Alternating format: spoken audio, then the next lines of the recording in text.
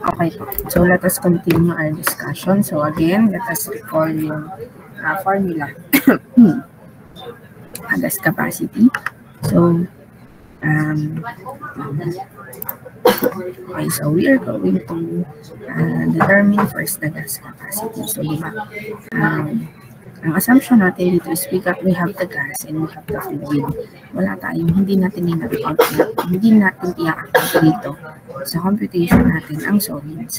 So kasi separate yung computation for sun control, for sun management. Anyway, ang assumption natin dito is gas in liquid. So liquid can be water, it can be oil, or it can be oil and water. Okay. So, i-compute natin yung gas capacity. Okay? So, ang sabi, pag daw nag-flow ang gas inside the separator, it moves upward or sideways above the liquid. So, basta lagi siyang above the liquid. Kasi mas lighter siya sa liquid. Kung masyadong mabilis yung movement ng gas, masyadong mabilis yung velocity ng gas, ang mangyayari niyan, kung halimbawa, di ba may gas-liquid interface tayo? May gas-liquid interface tayo. So, kung masyadong mabilis ang flow ng gas, okay, ang tendency ng gas is, yung dito sa gas-liquid interface, yung ibang liquid droplets na nandito, sa interface nila, ang mangyayari, madadrag niya or mahihila niya yung liquid. Ayan, pag masyadong mabilis. Pag masyadong mabilis yung hangin. Okay. So, yun yung nagke-create ng carryover. Ang carryover ay nangyayari pag yung gas natin, yung gas bubbles natin ay may nahihilang liquid droplets. Dito ko ang carryover ay nangyayari pag yung gas bubbles natin, ito yung solid liquid, ito yung gas liquid interface interface. Pag yung gas bubbles natin ay may nahihilang liquid droplets. Sorry, na si Ma'am pag nahapon na pag yung gas bubbles natin ay may nahihilang liquid droplets. So, ang tawag doon carryover or gas carryover. Ayan. So, para maiwasan natin yung ganung phenomenon, kasi kung may nadala ditong may nadrag na liquid droplets, mababa ang separation efficiency. Bukod doon, maagas o yung integrity ng separator. So, para maiwasan yung ganitong phenomenon, ililimit natin yung kailangan natin malimit yung gas velocity. Ano yung minimum gas or maximum gas velocity para hindi magkaroon ng carryover. Naintindihan niya yung formula. Gas.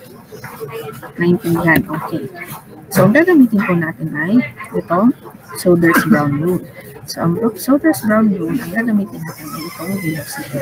Ang gas capacity kasi ay limited. Nakadepende siya sa kung gaano kabilis yung flow ng gas. Dahil tayo naman class, ang pinag-uusapan naman natin dito ay continuous. Hindi naman tayo mag-match. Dire-diretso ang flow niya. Per second, dire-diretso siya. So, kaya gas capacity is represented by the gas velocity, which is determined by the use of Souders-Brown. So, ang formula ng Souders-Brown is K. This is usually given the sizing constant in meters per second times the square root of density ng liquid minus density ng gas over density ng gas. So, take note that higher density differences, pag malaking difference ng density ng liquid at gas, at mas mataas ang pressure, okay? Mas malaki din ang K value natin. Okay, so kung hindi ko ibibigay sa inyo itong K at for example ay i-determine nyo ito, pipili kasi kayo ng value ng K na may table kayong paggagamitin. So anyway, kung halimbawa, ipapadetermine kayo sa inyo at maling value ng K ang inyong na-determine, okay, kung kunyari, ang K inyong na-determine ay kunyari ay 4 instead of 2 lang, ang tama. So, magkakaroon ng carryover kasi ibig sabihin ng K, mas mabilis ang magiging flow ng fluid. Kasi ito yung multiplier diba? Kung mas malaki yung K, mas malaki ang magiging velocity natin. Correct? Tama? Plus, Okay. So, pag masyadong mataas yung value ng K, masyadong magiging mabilis yung velocity. Again, pag mabilis ang velocity, may carry over. Pag naman, halimbawa, masyadong mabagal yung flow natin, no? Magkakaroon tayo ng oversizing. Oversizing ng separator. Ayaw yun ng mga client. Ano kung halimbawa tayo kung company na nagde-design ng separator o kaya tayo mismo yung client at tayo mismo yung gagawa ng preferred nating design for separator, hindi economically viable na ikaw ay mag-oversize. Okay? Kasi tataas yung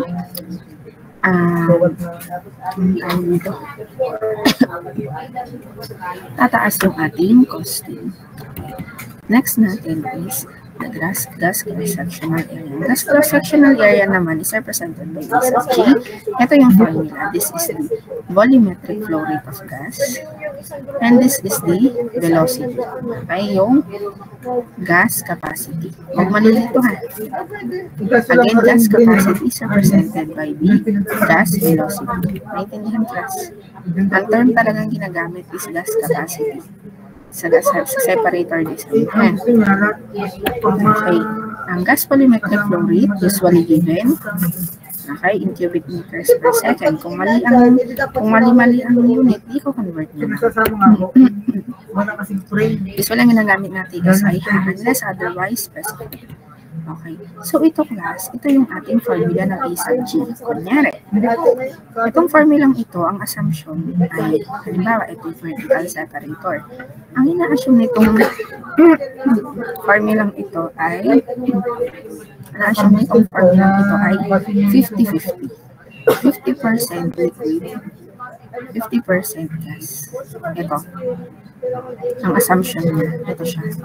Pero diba, in real life scenario, hindi naman siya 50-50. Kasi, ano sabi, nagamit tayo ng vertical separator pad, mas madami ang gas kaysa sa liquid.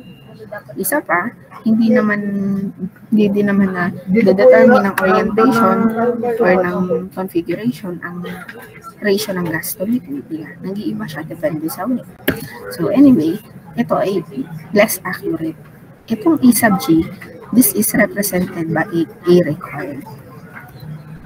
A required ang tawag natin dito. The required area for the gas phase is equivalent to the gas cross-sectional area using this formula. This is the maximum. Kasi ina-assume nito 50%. Ito yung required. Again, ang ina-assume nito yung 50%. So, maximum ito. No, ito yung nire-require niya. 50%. Excuse me. Okay. So, meron tayong mas precise formula na ginagamit for the gas cross-sectional area. Dito, ina-account na circular segment yung ating container. Ano yung cross-sectional area niya? Diba, dahil cylinder naman usually ang ginagamit natin. So, ito yung formula, mas precise formula for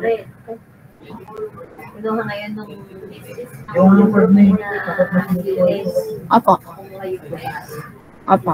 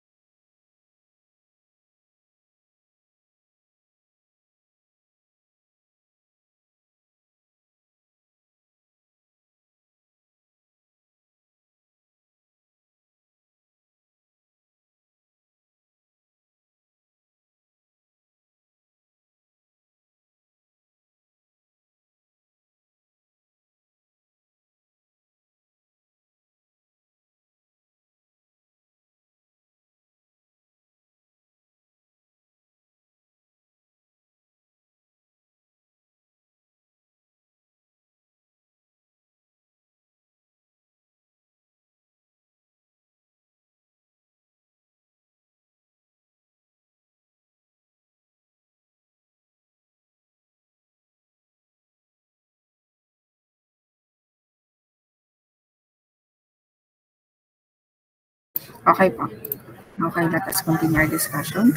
So, ito yung ating formula ng AG. Again, dalawang formula ng ating gas cross-sectional area. Baka dito. Itong isang formula, this is the required required gas cross-sectional area.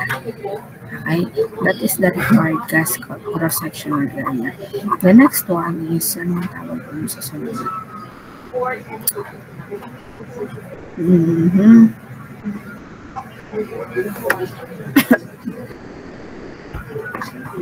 The other one is the true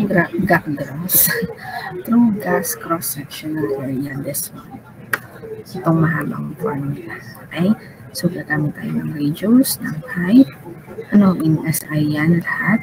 Tapos, ayan, ganyan lang siya. Radius at height lang naman ang kailangan yan. Nung saan po manggagaling ang radius at height? Kayo po ay mag-trial and error ng radius at height. Trial and error, ha? Okay? So, ang A sub L natin, o yung area ng liquid natin, okay? Diba ito yung area ng gas. Ang i-determine naman natin ay area ng liquid. Ang area ng liquid, madali lang. Kasi, dinerive lang siya dito sa A sub T. Okay? Ang A sub T natin ay equal sa A sub L plus A sub G. Ano pong ibig sabihin? Ang total area ng separator ay equal sa area ng liquid. Okay? Plus area ng gas. Ang assumption natin, gas at liquid yung dito. No.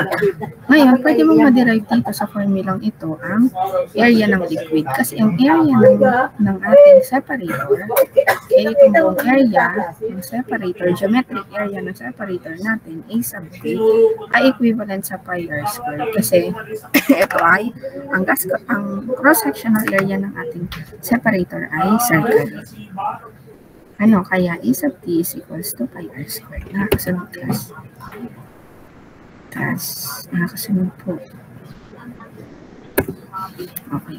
So, ang A sub L natin, class, ay A sub T minus A sub G. Saan po ito nanggaling? Dito po sa formula ito. Bakit po ganito mga formula ito? Saan nanggaling? Dito po. Ano, sa separator natin. Diba, ang separator natin yung dalawang section. Isa para sa liquid, isa para sa gas. So, pag pinag-plus mo ang area ng liquid at area ng gas, meron kang total area. Ang area nito ay nagre-represent lang sa area ng cylinder mo, yung area ng cylinder mo. Halimbawa, meron kang alcohol. Ano? So, sa alcohol natin, di ba, meron tayong, ano dyan? Yung ano natin is in mist, di ba? Ayan, pag in-spray natin siya in mist. So, halimbawa, meron kang container ng alcohol. Ang nare-represent ng A sub T ay yung container mismo ng alcohol mo. Ay yung buong container ng iyong alcohol. Kung halimbawa, nakalagay dun sa may bar ng alcohol na 60 ml, okay, 60 ml yung alcohol mo. Ibig sabihin, ng A sub T niya is 60. Yung volume pala ko. So, 60 ml. Wait lang.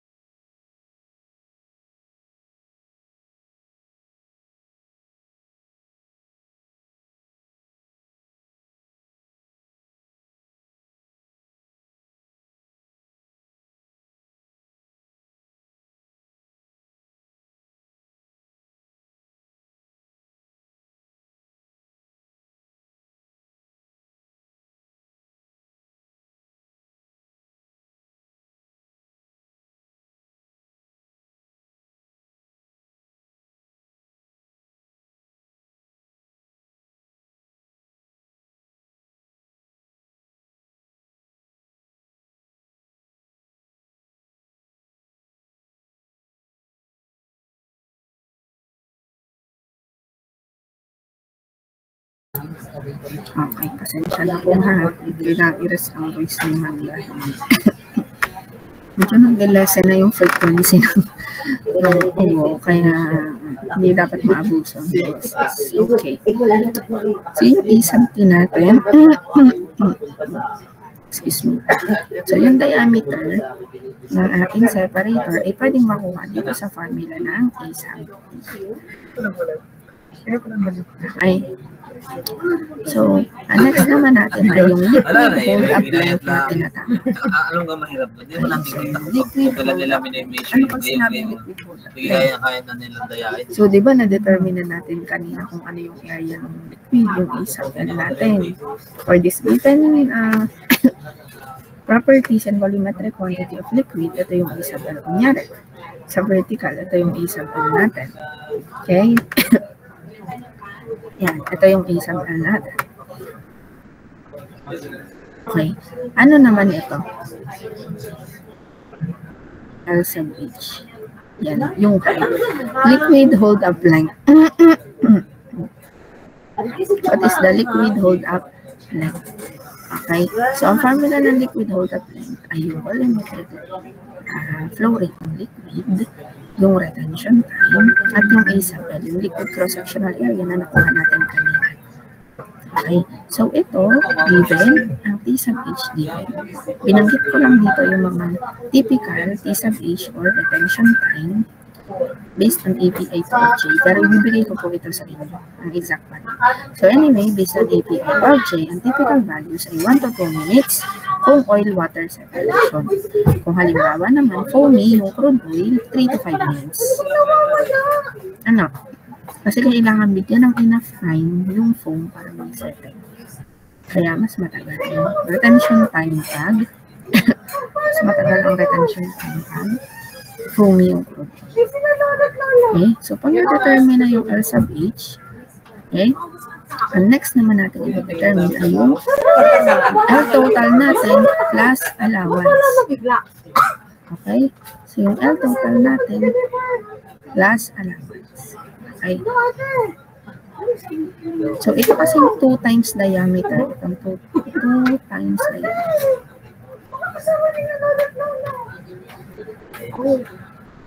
2 times diameter. Ang L sub H natin, again, ay liquid hold-up length. Ngayon, kinocompute natin itong L total, ibig sabihin, ito siya, may allowance na 2 times the diameter. Ayan, ito siya. Itong 2 times din ito ay allowance.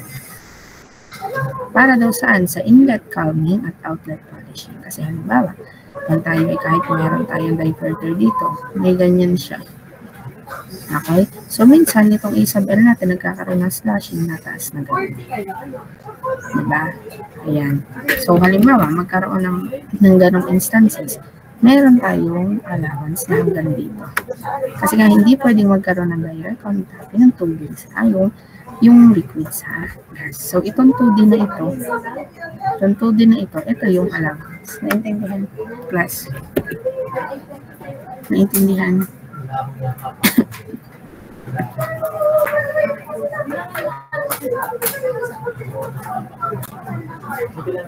Naintindihan, class?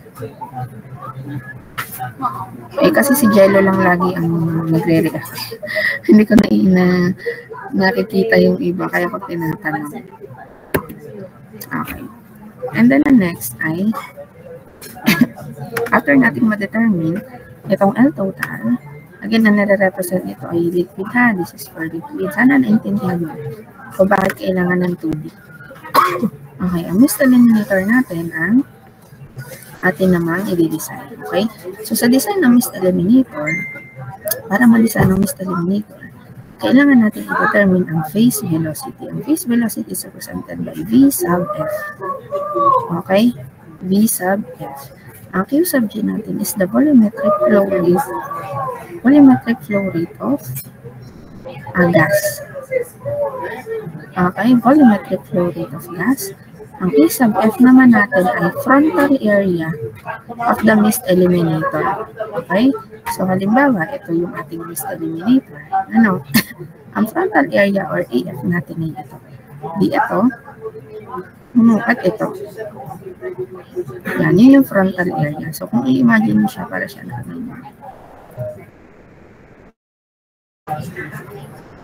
yan, ito yung frontal area, yung isang F. Naintindihan class. Mist eliminator ha, we are talking about mist eliminator. Okay. So, ang formula natin is volumetric flow rate of gas and frontal area of mist eliminator. Okay, so for mesh pads, ang allowable VF is 3 to 4 meters per second lang, yung phase velocity. Pag kasi masyadong mabilis yung phase velocity natin, hindi na magiging efficient yung mist eliminator natin. Ibig sabihin, may mga liquid droplet na nalalampas sa mist eliminator pag masyadong mabilis.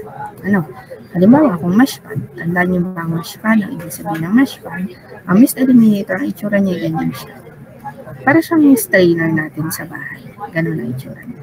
Ang limit lang nun ay 3 to 4 meters per second lang dapat ang phase velocity. Ang velocity dito sa phase ng mist eliminator. Yan ang ibig sabihin ng phase velocity. Naintindihan niyo, class. Okay. Next naman, pag vane or cyclone type naman, depende siya sa vendor recommendation. Kaya for this computation, ang gagamitin natin, ang assumption natin, lahat ng mist eliminator natin ay mesh pad type. Ganito siya. Another assumption. Hindi kasi natin pwedeng sakupin lahat. Kung sakupin natin lahat, isang buong subject ng topic ng separator kasi. Okay. So, next naman natin, right? Itong ating nozzle sizing. So, ano yung maging size ng nozzle natin? Nozzle sizing is determined by velocity. Okay? Velocity ma'am ng ano? Kung gusto mong ma-determine ang nozzle size ng gas, ang formula niyan ay 4Q sub G over pi D squared. Okay? Kung gusto mong ma-determine ang formula ng liquid, ang nozzle size ng liquid, 4Q sub L over pi D squared. Okay? Okay? So, ang recommended limits daw ay 3 to 5 meters per second lang para sa liquid at para sa gases naman ay di less than or equal to 0.25 liters per second.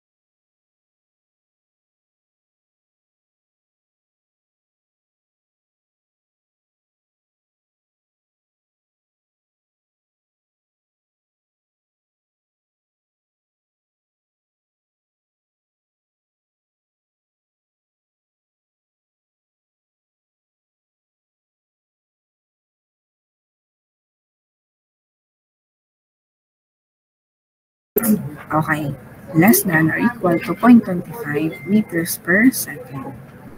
Okay, so next naman ay wall thickness. So ito yung pinaka-last natin ito determine. Wall thickness is calculated based on ASME section A, division 1. Ang assumption naman natin sa wall siya ay thin cylindrical shell. Again, hindi natin pwedeng sakupin lahat. Kasi marami po tayong topic na i-discuss. So, for the sake of yung explanation kung paano mag-design ng separator, so doon tayo sa mga simple approach na. So anyway, ang thickness is represented by T, and then multiplied by D, allowable pressure, and then design pressure. And then R is the ratio So, yung R natin yung ratio. Ang S natin, class, magkahiwalay yan ha. Baka kayo malito. Ang S natin is the allowable stress in MPa, joint efficiency. Plus D, 0.6 times P. P is the design pressure. Okay?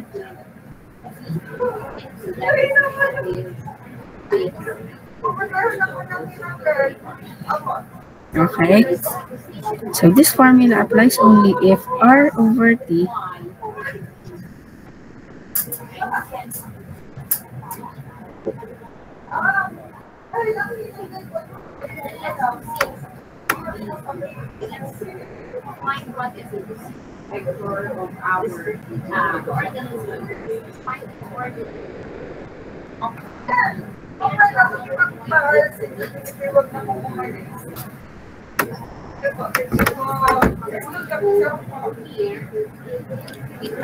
R over T is greater than 10. Okay. So otherwise, Stick-Shell equations are required. But then, lilimit na lang natin ang ating computation sa ating shell. Okay. So dito sa T natin, nag-a-add pa tayo dyan ng corrosion allowance. Yung tip, mamaya, sa example problem na lang, para maintindihan na. Okay. So let us discuss. Ano, okay na? Cisco mo. Patawag kinabahan sa iyo.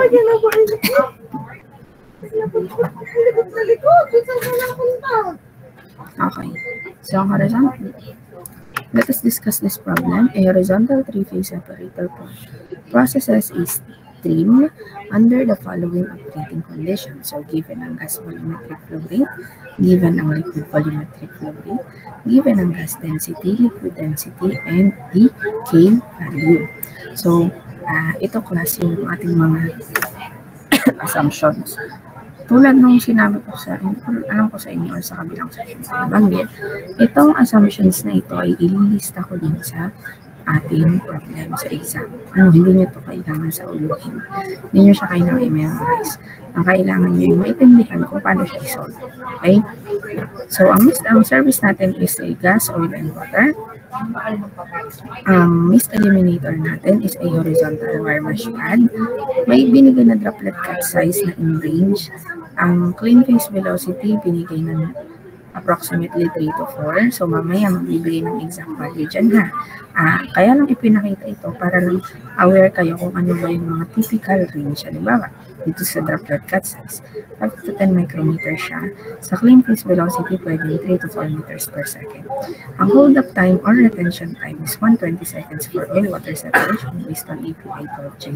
Ang foaming not significant. So, ibig sabihin, non-foaming yung ating not necessarily not foaming, pero kung may foaming man siya, insignificant yung volume. And design pressure is given at 1 MPa. Allowable stress S is equivalent to 138 MPa. Joint efficiency is 0.85 and yung corrosion allowance is 3 mm. Okay. So, ang first step natin again is to compute gas handling capacity using the Souders-Brown equation. Okay, so again, ang sabi, separator daw, the gas phase leaves through the top.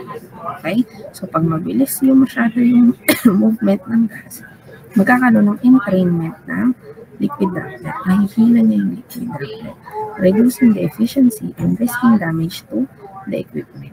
Okay? So, kaya nire-reduce, nililimit natin yung gas handling capacity at yun yung unang check. Okay? So, sa Souders-Brown equation, isa-substitute lang natin yung given. Given ang K at 0.107, given ang density ng liquid at ng gas. So, makakompute natin ang V sub S as 1.339 meters per second. Okay, next. Ang required gas cross-sectional area naman, tulad ng sabi ko, ito, ang ina-assume natin dito ay yung ating gas at liquid ay 50-50. Ano? Dito yung gas, dito yung liquid, dito yung gas. So, ang kinakompute nito ay ito. So, this is the required gas cross-sectional area. Hanggang dun lang dapat siya. Hindi siya dapat malampas doon. So, ang gas cross-sectional area natin is U sub G o bigang na-determine natin V sub S. Okay, so yung 1.2, given siya, class. And then ito. Yun na-determine natin yung velocity, 1.339. So, makakakuha tayo ng value ng 0.896 meter square. The actual or the true gas cross-sectional area or the gas area is equivalent to A sub T. Actual gas area is equivalent to this. Pampalito ito. Ito yung actual gas area ha, this one. Actual or true gas area.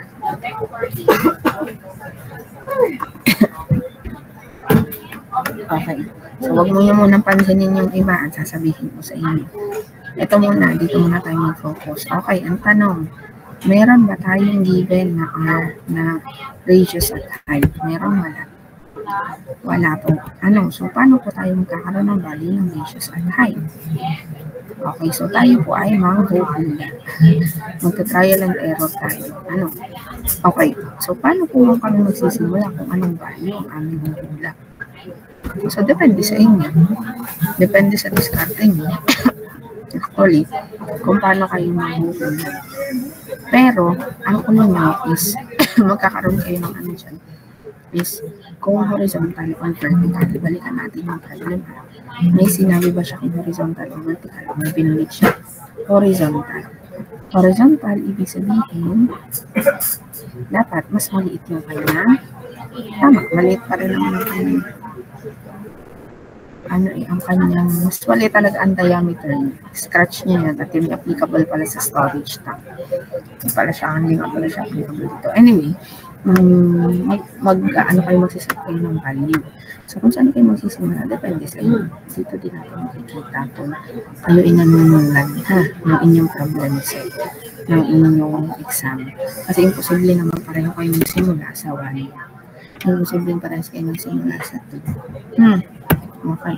So, assume natin na ang diameter natin is 1 meter. So, ang magiging radius natin is 0.5. Diba? Mag-set tayo ng 0.5 meters. Ano?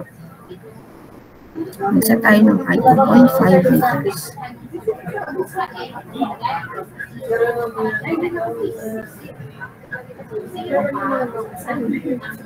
Okay.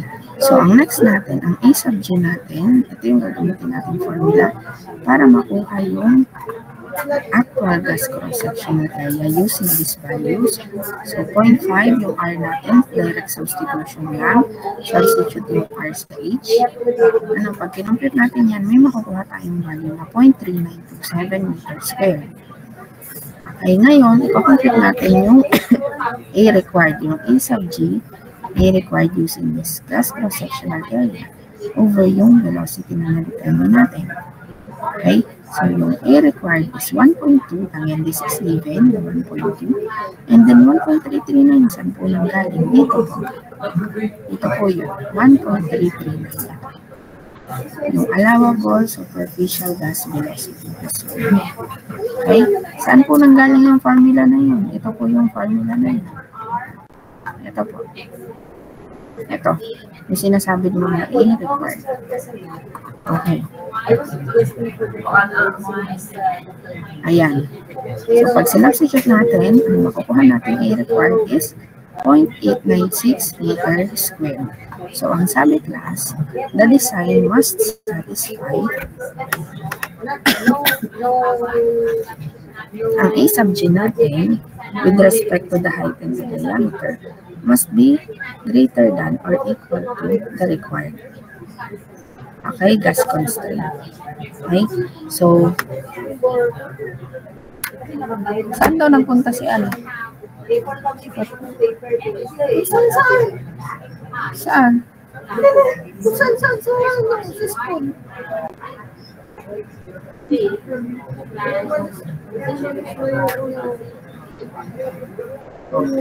Magsasabi sa kanya pa uwi. Pagdating niya sa room, wala sa kanya ko. Hinanap daw niya, hindi niya makakita kaya umuwi. Okay. Okay. Kung ang ating daw gas cross-sectional area is less than the required, gas velocity would exceed the safe limit. Ulitin natin na. Kung ito daw, ang gas cross-sectional area ay mas maliit kaysa sa required or mas mababa kaysa sa required, ang mangyayari lang, yung gas velocity natin, yung Vs, would exceed the safe limit. Ano ang gagawin natin? Pag ang naging result natin ng AG at TREC ay mas malaki ang required at mas mababa ang AG, i-increase daw natin ang diameter or yung interface. So sa case natin, diameter ang pwede natin i-increase. Okay? So diameter yung pwede natin i-increase. Samantalang, kung halimbawa, ang makuha natin value ng E sub G or yung actual gas area, is greater than or equal to the required area. Okay? Gas capacity is satisfied for that vessel. Meaning, in short, dapat ang makuha natin value ng E sub G, yung gas, yung ating true gas cross-sectional area, or yung actual gas cross-sectional area is mas malaki compared sa required. So, dapat greater than or equal to doon sa required. So, tingnan natin ha, di ba nang hula tayo ng diameter ng D. Yan, nahula tayo ng diameter. Tapos, nang lumabas, kinompute natin yung E sub G. This is the actual.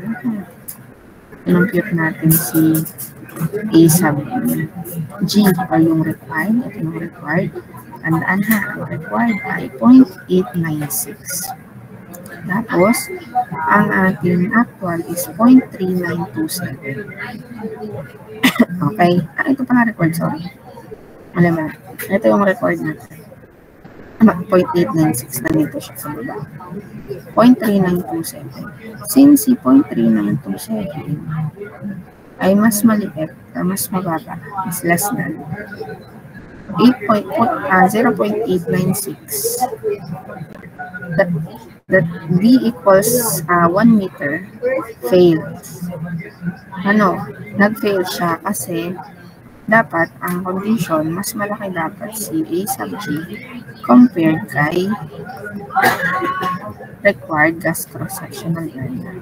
So, ang gagawin natin, class, is tataasan natin kasi mababa yung nakuha natin AG sa 1. So, para lumaki yung value natin, magtatry tayo ng mas mataas na diameter at height.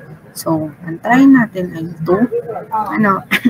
Magtatry tayo ng 2. So, ang R natin is 1. Magtatry tayo ng mas mataas na height na 0.8. So, direct substitution lang siya. Makakakuha tayo ng value na 1.173 meters squared. So, yung 1.173 meters squared ay mas malaki na ngayon kesa sa required na 0.896. Since nasatisfy na natin yung condition, yung diameter na 2 past the gas capacity constraint. Therefore, all throughout the computation, ang gagamitin natin diameter is 2. Tanong, ma'am, ibig sabihin pwede pong magkaiba-iba kami ng diameter at height? Yes. Kaya sa isang solution, maaaring sa isang problem, maaaring magkaiba kayo ng sagot ng diameter at height. Kasi pwedeng hindi ka mag-start sa 2, pwedeng mag-try ka ng 1.5, pwedeng mag-try ka ng 1.75, mag-try ka ng ibang height na halimbawa ay 1.5. So, magkakaiba kayo ng magiging value ng diameter at height. Kasi ang purpose naman is, dapat lang, ang goal naman is para mas masatisfy yung condition na mas mataas ang value ni actual gas cross-sectional area kaysa dun sa required gas cross-sectional area. Ganon din po ang magiging setup sa computation ng storage tank na i-discuss natin dito. Okay. So, computin natin ang total area natin using this. Since ang diameter natin at 0.2, ang R natin is 1. Ang magiging total area natin is 3.14. So, ano magiging liquid natin? Ang ating gas cross-sectional area ng liquid phase. Diba? A sub D is equals to A sub L plus A sub G. Okay? Ang A sub L natin ay pwede natin ma-derive dito sa formula. Diba?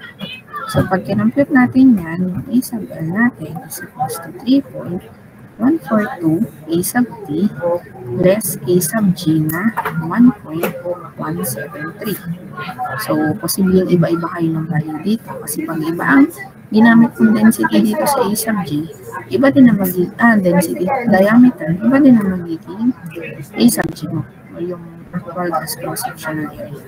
So, ang A sub L na nakuha natin using the 2 meters diameter is 1.968 meters squared. Next naman is the determination of the liquid hold-up length. Ang L total natin is actually the liquid hold-up length with the allowance 2 times diameter. So the formula for the liquid hold-up length is L sub H is equals to Q sub L, the volumetric liquid flow rate. T sub H is the hold-up time or the retention time.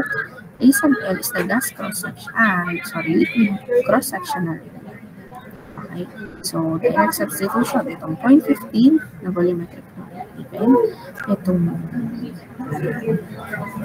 retention time given, itong 1.968, ito siya. Okay, so makakakuha tayo ng value na 9.146. Ito pong value ito lang yung L sub H. Ngayon, para makuha natin ang L total, ulitin ko. Kung halimbawa, ito yung ating separator. Okay? Ito yung area ng ating liquid. Ang A sub L ang ano natin dito, ang L sub H ay ito. Yan. So, ito lang yung allowance natin. Space lang for liquid. Pero, kahit nga may diverter, nagkakaroon ng slashing. Kaya, kailangan meron kang allowance for the additional slashing. May space. Kasi ito yung 2 times D. Itong space na ito. Ito yung 2 times D. Okay? Ito yung L total natin. Okay? So, yung L total natin is L sub H plus 2D. Ano po yung D? Diameter. Ano po magamitin na diameter? 2 meters. Kasi yun yung kay kanina, di ba? Ito siya. Ito siya. Yung assumption natin na 2 meters. Ayan. Kaya sabi ko sa inyo, iba-iba ang magiging sagot ninyo. Kaya dito makikita ko kayo na yun. Nangungulan. Ayan. Ang L total ninyo is 13.146 meters. Next. Mist eliminator. Again, ang design ng mist eliminator is represented by the phase velocity. Okay. So, ang phase velocity natin, yung, ang sabi dito, since we assume, yes, ano po yun? Question lang. Yes po, go ahead. Ito po ay Medyo choppy ka dyan. Ayusin mo ng konti ang inyong mic po. Hello po, mami. Sige nga, tara ulit. Yung required ITG po. Dapat greater than A required. Oo, dapat mas mataas siya dun sa area. Yung, ano po yung mas ideal kapag change po natin yung dapat closer po ba sa or basta makahigit lang po siya? Hindi, dapat basta makahigit lang siya. Dahil dito naman wala tayong sunset na yun. Basta makahigit lang siya. Yung ano, yung layo siguro. Medyo mahirap kasi ma-determine kasi masyadong malayo. Class. Yung inyong issue, magkakaroon ng oversizing. Kaya lang, wala naman tayong basis kung oversizing siya o hindi. Diba? Kung mag-oversize siya o hindi. Kasi nga, ang magdedetermine ng oversizing ay yung manufacturer, yung gagawa ng separator. So, marami silang kinukonsider na standards at tables. Kaya for the sake of class ng discussion, yun yung gagamitin natin. Basta siya ay mas mataas doon sa required. Pero as much as possible, the ideal is mas malapit doon sa ano. pag kasi sobrang, halimbawa, nagkasyon ka ng radius na 13 meters. Ano, compared mo dun sa tamang radius na 2 meters, di ba? Makikita mo naman yun. Ang laki ng difference. Ibig sabihin, may mali dun sa akin. May mali doon sa aking design. So, nasa sa inyo na yun. Kung halimbawa ay okay lang sa inyo hanggang 30 meters, ganun kalayo. Ano, dun sa supposed to be 2 meters. Hindi na lang ako magseset ng kung gaano kalayo kasi medyo mahirap mag-set mo lang walang basis. Since marami din naman tayong ginagawang assumption. Okay? So, next naman natin ay, excuse me. Okay, since we assume that the demister spans the full vessel, ibig sabihin, ang assumption ba tayo dito? Nalagay ko ba dito natin? Wala. Okay, anyway, nilalagay ko na lang yun. Dito daw sa demister design, ang assumption natin ay ang design daw ng ating demister or mist eliminator ay ganito. Halimbawa, ito yung ating separator. Ang demister natin ganito kalaki. Buong internal diameter. Hindi katulad ng nasa drawing natin. Ang mga nasa drawing kasi natin, ano ang itsura niya. Ngari, ito yung separator. Nakaganyan lang siya, diba? Nakabitin lang siya dyan. Hindi ko pala nailagay sa unahan na may assumption tayo na yung demister ay buong internal diameter ng vessel ang sakop niya. Okay, anyway, ilalagay na lang natin. I-assume na lang natin na nandun siya sa unahan. Pero next time, sa mga problem, i-specify na lang. Anyway, since hanggang buong internal diameter ng separator, ang sakop ng demister natin ay mist eliminator, ang frontal area nga naman itong frontal area natin, ito, diba? Itong frontal area natin, yan, ito. Okay? Ang frontal area natin is roughly the total circular area, total circular cross-section. Okay, so ibig sabihin, ito siya. Kasi kung halimbawa, di ba ito yung cylindrical naman, kung buong internal diameter, ano yung top view natin? Kung buong internal diameter ng separator ay sakop ng demister, ibig sabihin, equivalent lang din siya dun sa total area, which is yung A sub T. Diba, anong formula natin ng A sub T? Balikan natin, pi r squared. Diba? Ito siya. Pi r squared. Ulitin ko. Bakit po ma'am yun ang naging formula ng ating A sub F? Ay meron po tayong formula dito po ng A sub F. Kasi po, mayroong specific assumption dito sa problem na yung daw demister natin ay ka-size ng full vessel internal diameter. So, sakop na yung buong internal diameter ng vessel. Kaya, equivalent siya sa isang T.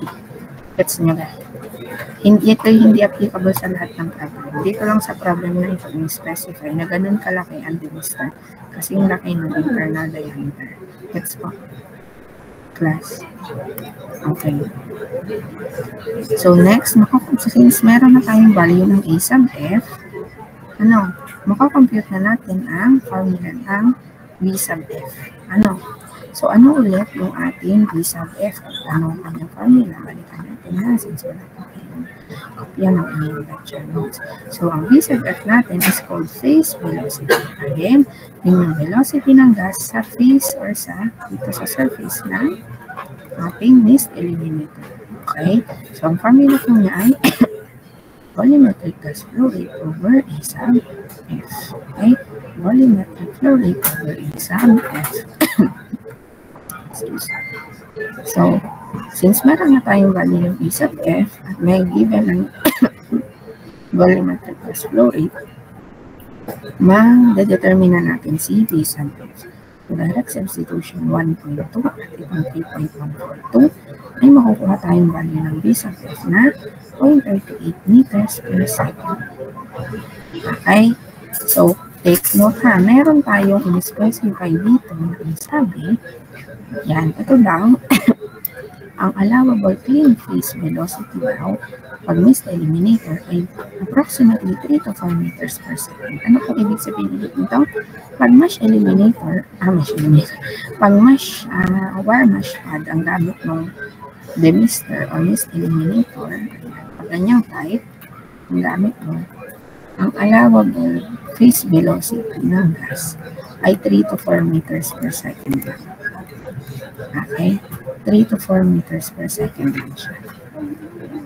Naintindihan class? Naintindihan po? Okay. So, dito, pag na-determine natin si B sub F, ayan, makikita nyo kung labis na ba kayo. ano, kung masyado bang mabilis yung inyong B sub F. Itong B sub F actually, isa ito sa mga way para inyong ma-check kung yung inyo bang na-determine o na-assume na density, na diameter, sorry class, marag na, diameter, yung na-assume yung diameter ay masyadong malaki o masyadong mataas. Kasi, pag halimbawa masyadong malaki yung nakuha ng R, for example, let's see, kung ang in-assume natin R dito is halimbawa ay R is equal to, kunyari ay 5 meters. R yan, ibig sabihin, ang assumption natin, diameter is 10. Okay, compute nga ano magiging E-something natin kung ang R natin ay 5 meters. Okay, compute. Ano magiging ano natin? E-something, pi R squared. So, pi 5 squared. Ano sagot? Class?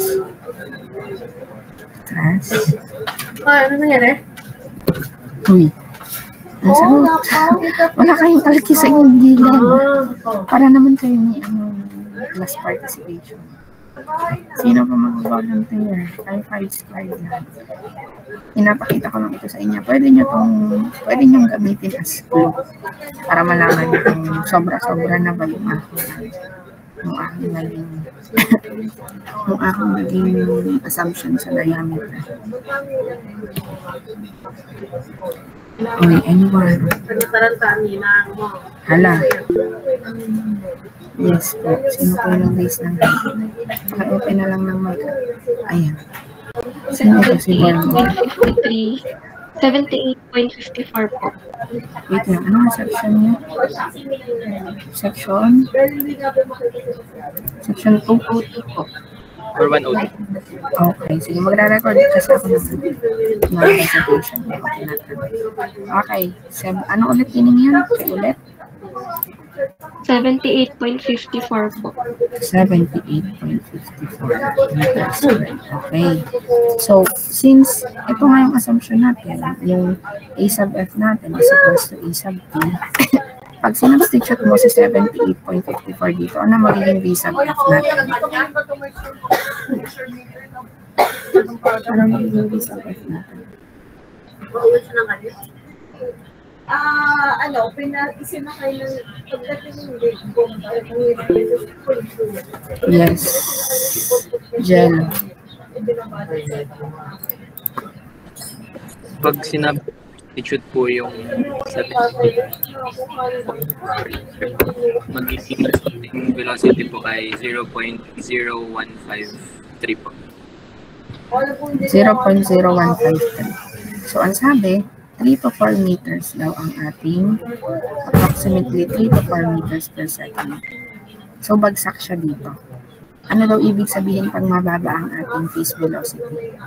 Oversizing kasi masyadong mabagal ang flow ng gas. Kita nyo, masyadong malaki ang inyong ratio, ang inyong, ano ba? Ratio. Teka lang ha, sabog na si Mandis ko. Ang hirap pala pag ang problem ay panghapon. Dapat pala ang problem ay pag umaga. Dahil ang inasyon yung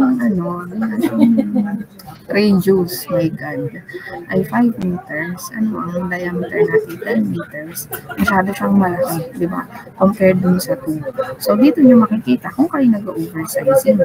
Kasi ang phase velocity niyo 0.0153. Balikan nyo itong nasa lecture notes. Sabi dito, kung masyadong mabagal or maliit yung ating phase of F o yung phase velocity, it can lead to oversizing. Oversizing far below the 3 to 4 meters per second. Pag naman masyadong mataas, it may cause droplet reentrainment kasi masyadong mabilis. Gets niya? Class. So, pwede nyo gamitin yung visa to check. Naintindihan ko. May class, konti na lang. Isang oras. At kayo pagsasagutin ko na kayo magsasagot. Next. The minimum required internal flow diameter. So, minimum required internal flow diameter. So, yung minimum required internal flow diameter natin Ayan, sabi, the outlet lines must keep velocity below a cap. Okay, ulitin yung outlet lines daw. Ano daw yung outlet lines natin? Yung horizontal. Ito siya. Ito ang gas. Ito ang liquid. Okay, ito ang gas. Yung outlet lines daw natin, ito, ay kailangan i-keep yung velocity below a cap. Okay? Para daw hindi magkaroon ng erosion. In short, kailangan may limit ang velocity dito sa outlet lines natin. Hindi pwedeng masyadong mabilis. Okay? Kasi kung masyadong mabilis, magkakaroon ng erosion. Pwedeng magkaroon ng flashing dito sa part nito. Ano dahil yung mga volatile matter? Control valve instability. Ano dahil may control valve? Oh. Okay. And excessive pressure. Right? So, kailangan daw natin gawin ay i-size yung minimum internal diameter nito, internal diameter nito dalawa.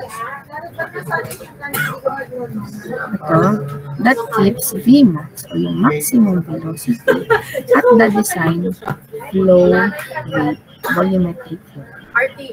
Okay? So, para ma-compute natin ito, kailangan natin mag-assume ng design cap. Ano yung limit? Kasi para ma-compare natin, ano yung limit? So, for this problem, ang limit daw natin is assumed at 4 meters per second. Again, ibibigay po ito nyo. Pwede pong hindi yan ibigay nyo, pero ituturo ko sa inyo kung paano ang gagawin pag hindi given yung Vmax.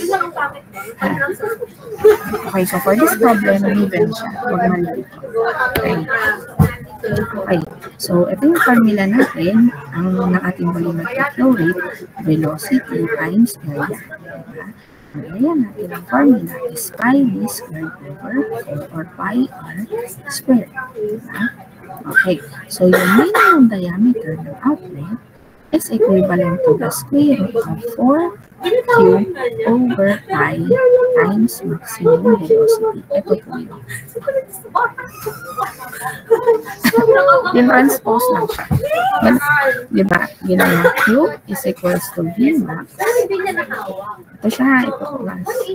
Ang a ay equivalent sa pi d squared over 4. Okay? In-transpose lang po siya. Pag in-transpose po natin ito, itong D sa kabila, itong Q sa kabila, ang mangyayari is, magiging formula is the minimum diameter is equivalent again, sabi minimum internal diameter. Kaya B-min siya. No, minimum diameter.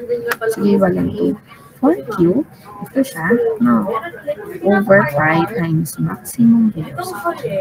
Okay, ang 4, okay, times 1.5. Ang 0.15, saan po nanggaling yung 0.15 natin? Ang 0.15 po ay nanggaling dito sa liquid volumetric flow. Okay, ma'am, bakit po liquid? Yan ang walang. Bakit po liquid volumetric flow rate ang kinuha natin? Kasi yun nandito sa problem natin. Pero pwede natin kunin yung outlet diameter by the gas.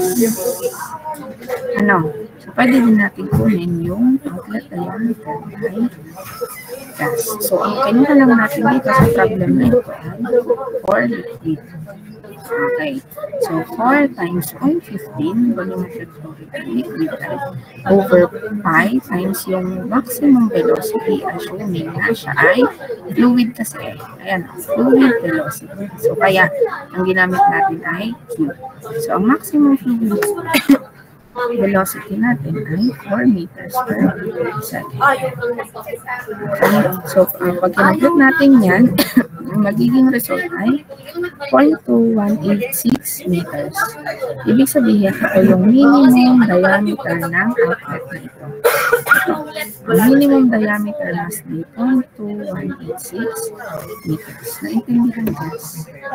Pag ang given po ay gas velocity, bawa, hindi ito fluid. Ang given ay gas velocity. Okay? Ang gagawin nyo dito, ang magiging formula nyo is D minimum is equals to 4 times volumetric flow rate of gas over pi times maximum. Kasi, kung ang given ay gas, gets niya. Pero kung ang given ay fluid, ang ipokunin nyo ay D for liquid, for fluid diameter. Gets po, maintindihan class. Okay, intindihan. Okay. Yung shell thickness natin class can be determined by this formula. Okay. So, madali lang ito. Itong pinakamadali kasi lahat given na ito. Yung design pressure, given na ito na sa problem natin ito. Yung ratio natin, di ba, ang diameter natin ay 2. So, ang ratio natin is 1 all over 138, yung allowable stress natin.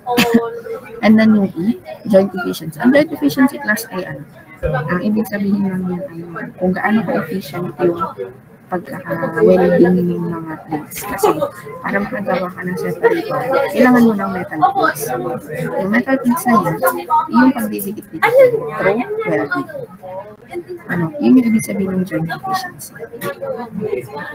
Ayan, anyway, ang joint efficiency natin yung ayan, minus 0.6, constant ito, times P, yung design pressure natin na 1 MPa. Kaya siya 1.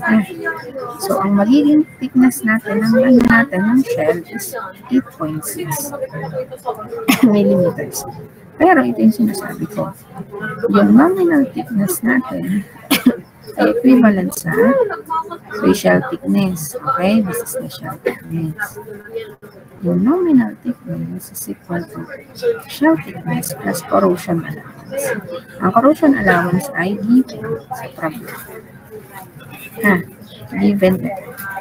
Pag nakuha mo itong shell thickness na 8.6, ipa-plus mo lang sa given ng corrosion allowance, yun na yung makukuha mo nominal thickness.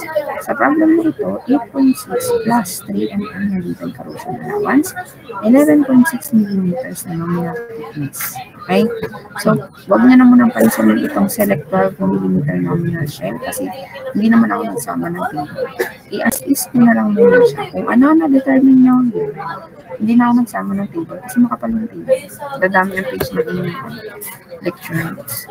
Kaya hindi. Dad na yun.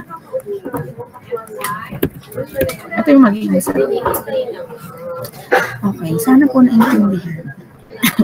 Magpapasagot sana ako sa inyo, kaya lang naisip ko, wala naman kung anong module. Hindi nyo maiintindihan yung pagpasagot unless meron kayong kaharap na module. Mahirap magsagot doon sa iba na hindi naman mabilis mag-take down notes mo ng internet connection. So, next meeting na lang sa face-to-face, much better. Face-to-face yung ating magiging computation. Yung computation natin ay magiging recitation niya din yun. So, pwede kong mag-volunteer. Pag wala ng volunteer, tsaka tawag ng pangalan. Okay. So, let us continue with the hydration. Again, yung review nitong problem ay sa face-to-face natin gagawin. Okay lang.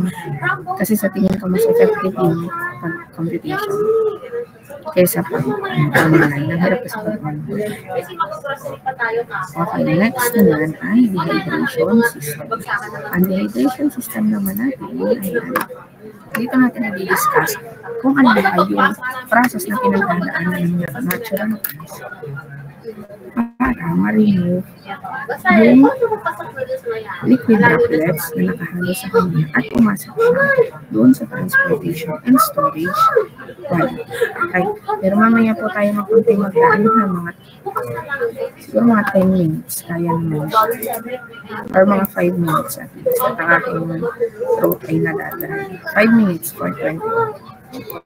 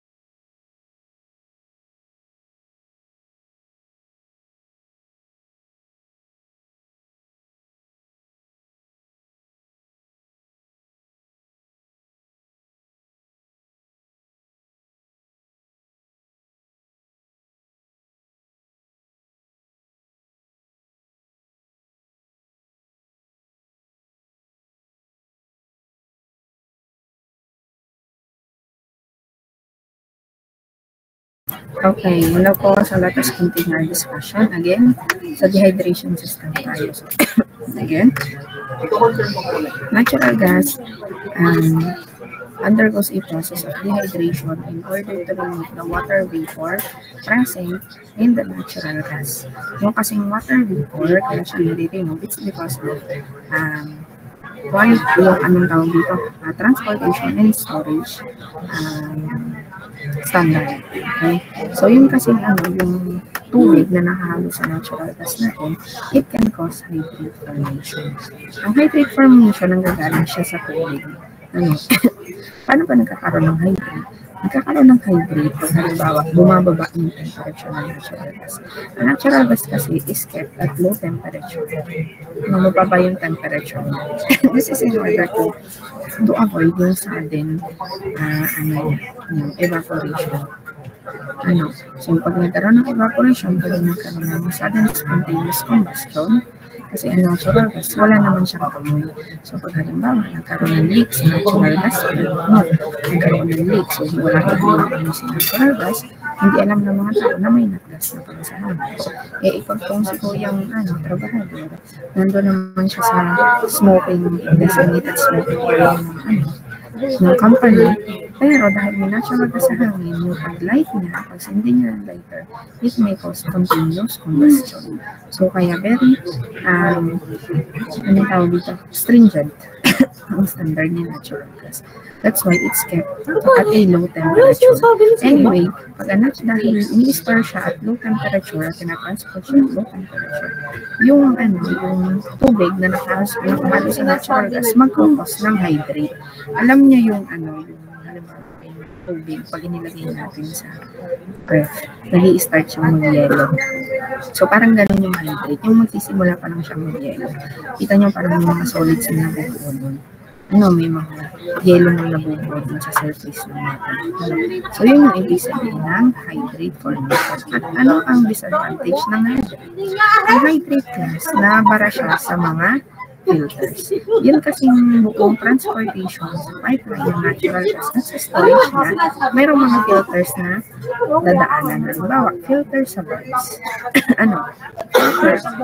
Mayroong mga filters sa valves natin. So, pag halimbawa, nagkaroon ng pagbabara, kumbaga mag-yellow in short, kasi may tubig nang focus ng pag-yellow. So, pag nagkaroon ng pag-yellow dito sa mga filter, mababawasan yung flow diameter ng natural gas. Okay? Isa pa, itong tubig kasi sa production plant, meron siyang dissolved na corrosive material. Bukod sa magkakaroon ng mag-reduce na yung internal diameter, posible din siya mag-cause ng corrosion or erosion dito sa internal diameter ng pipeline o kaya isa. Okay, against yung storage. Okay, so yun yung disadvantage ng hydrate. Again, nagkukos siya ang corrosion. Ang corrosion ang gagaling sa tubig. Kasi may mga corrosive material na nakadissolve sa tubig. Naintindihan ka? Bakit meron yung sa natural gas? Class, naintindihan mo. Alam mo, grass na.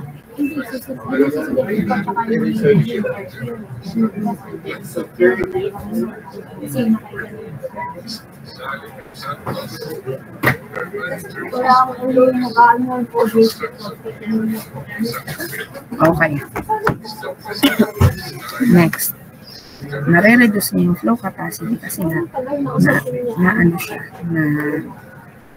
nabara siya. Posible siyang pumara doon sa mga filter. Okay.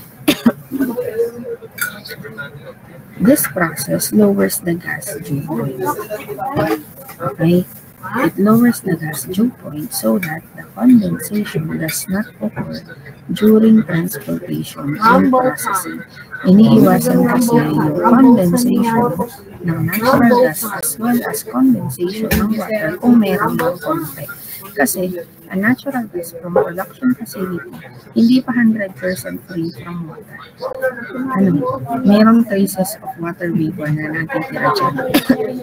Sa ding dahilan, kaya mababa yung temperature ng transportation ng gas at yung storage niya is to avoid potential condensation kung may natitirang traces of water vapor. Sisiskotero pa lang manami.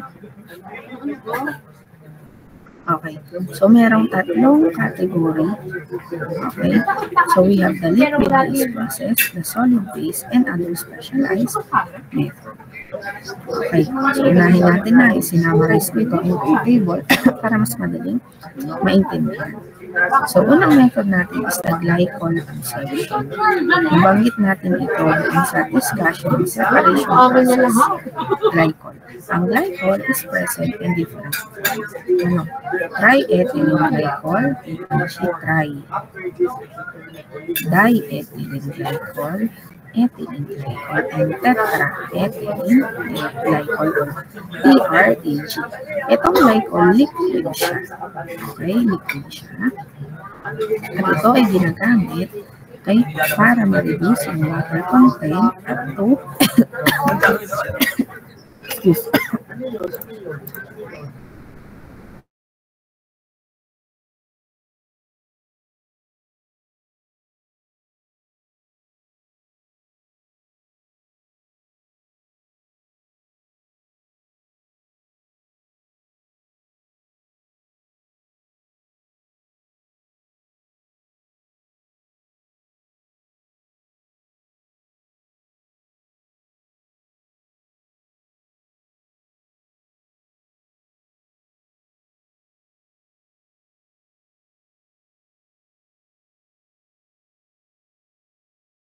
Okay.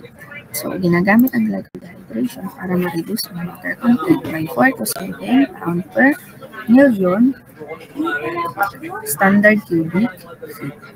Okay.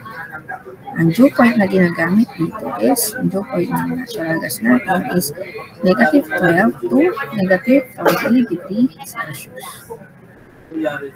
So, may papakita ko sa inyong video para maintindihan paano nag-work ang glycol dehydration. Hirap kasi pala. Sinabi ko lang sa inyo. Kaya kung basahin mo lang sa inyo lecture. Wait lang.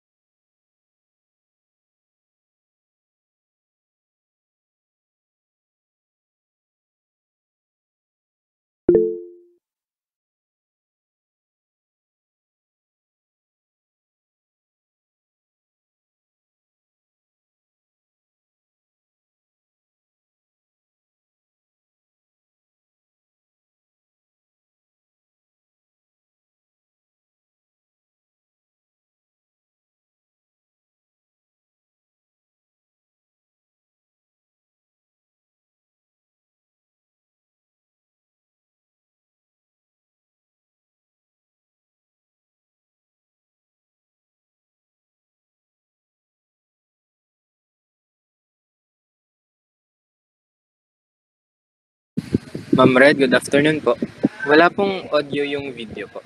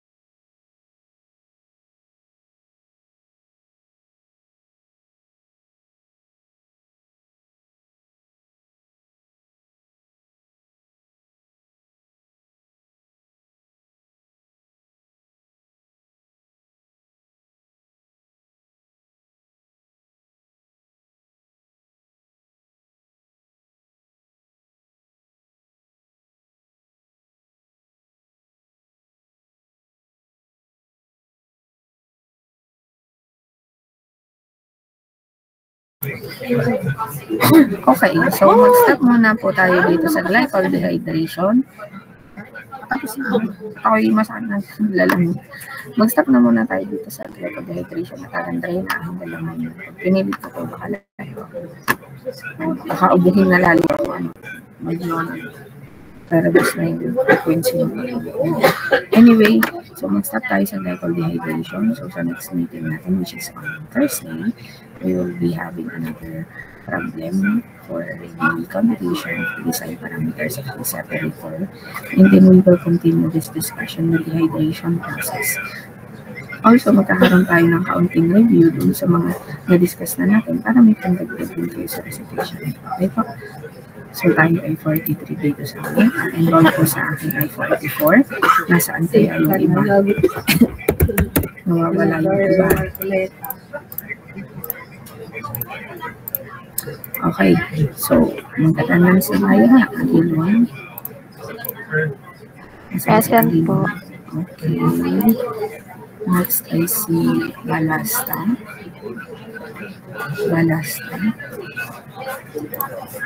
si Balasta. Paki-call out si Balasta. Barrera. Present po. Present po. Okay po. Bartolini. Present po, ma'am. Bautista. Present po. Milog. Present po. Bourbon. Present po, ma'am. Buwan. Present po, ma'am. Kagitla. Present po. Acobres. Present po. Clarete. Present po, ma'am. Costello. Present po, ma'am. De Castro. Present po. De Chavez. Present po. De Guzman. Present po, ma'am. Jonah. Present po. Di Pasuki. Present po. Deborah. Present po. Enriquez. Esteban. Good afternoon po, ma'am. Present po. Lorendo. Good afternoon po, ma'am. Present po. Garcia. Present po. Esmundo. Present po. Gonzales. Present po. Harina. Present po, ma'am. Colgado. Present po. Lansangan. Present po. Labaton. Present po. Gloria. Present po. Makalintang. Present po, ma'am. Marali. Present po, ma'am. Narasigan.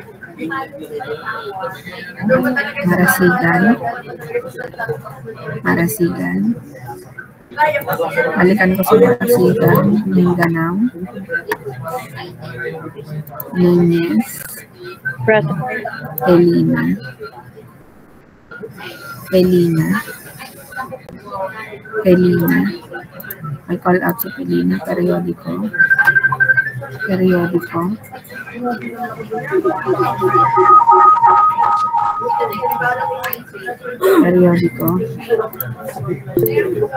Quijano. Paki-open naman. Present po. Sinong present? Ang dami kong nami. Sino ka? Ang apelido mo?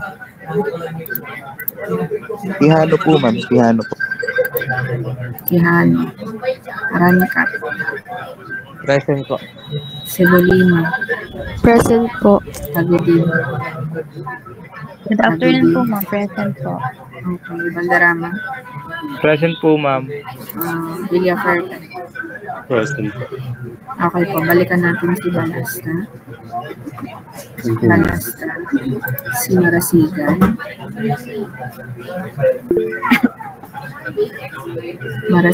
Yes po. Ma'am, nandito po kanina sa Sige. Tanong mo na lang baka makakabalik mo. Pelina.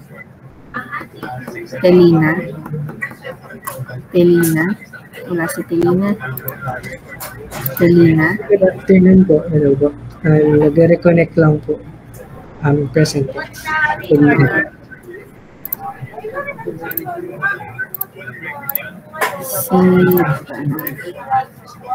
Periodiko. Present po, ma'am. Wala lang po yung audio, ma'am. Okay po. Baka makakahabol si Marasigan Crystal. Si Balasta nandito. Yes po, ma'am. Present po. Okay po. Wala namang absent ngayon. Sige po. Pag po may dating gabi, pag po may nag-send ng screenshot ng Meet sa GC, pwede na po mag-meet natin. Okay? Thank you po.